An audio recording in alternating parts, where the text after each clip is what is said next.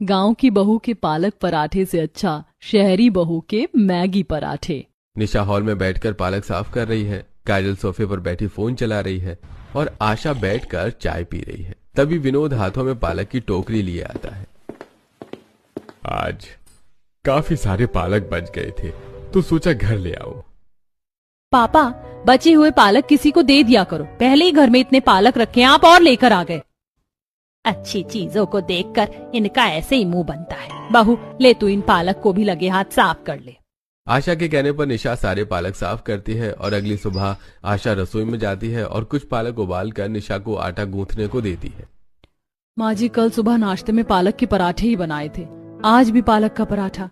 बहू, कहीं लिखा है क्या कि एक ही खाना 2 दिन नहीं खा सकते? अब क्या इतना पालक बर्बाद करेंगे? पता है पालक कितने महंगे बिक रहे हैं। आशा की बात सुनकर निशा पराठे बनाना शुरू कर देती है और कुछ देर बाद सब टेबल पर आते हैं और विनोद खाना शुरू करता है। आज भी पालक के पराठे, मुझे नहीं खाना। जब रात को पालक आए थे तो मैं तभी समझ गया था कि आज भी पालक के पराठे ही बनेंगे। अरे बेटा, हमारा खुद का पालक का खेत है। सारे पालक बेचने के बाद जो बचता है वो घर ले आता हूँ और बाजार में सब ऐसे ही करते हैं। अब कोई इतनी महंगी सब्जी फेंकेगा थोड़े। अरे इन सब की जुबान को बाहर की चटपटी चीजों का स्वाद बैठ गया है तो पौष्टिक खाना क्यों ही अच्छा लगेगा।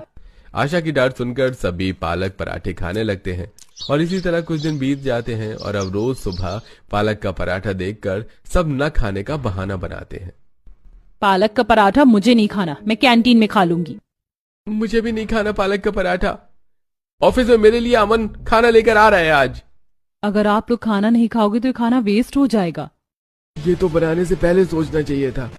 सभी बिना खाए घर से चले जाते हैं, जिसके बाद निशा अपनी सास से कहती है, माँ जी, सुबह सुबह पालक का पराठा देखकर सभी का मूड खराब हो जाता है। मैं क्या सोच रही थी कि अब सुबह के नाश्ते में पालक पराठा ना बनाकर हम लंच में या डिनर में बना ले। कम से कम इन लोगों का मूड तो अच्छा रहेगा पूरे दिन।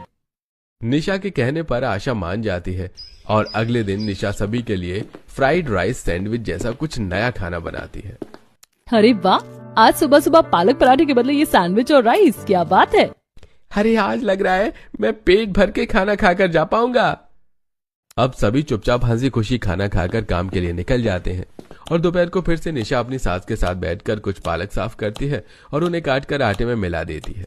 साथ ही सब्जी में आलू पालक और सुबह के बचे हुए चावल में पालक का तड़का मारकर खाने के लिए बैठ जाती है। सच में बहू, तेरे जैसी गृहिणी हो तो घर का एक दाना बर्बाद ना हो।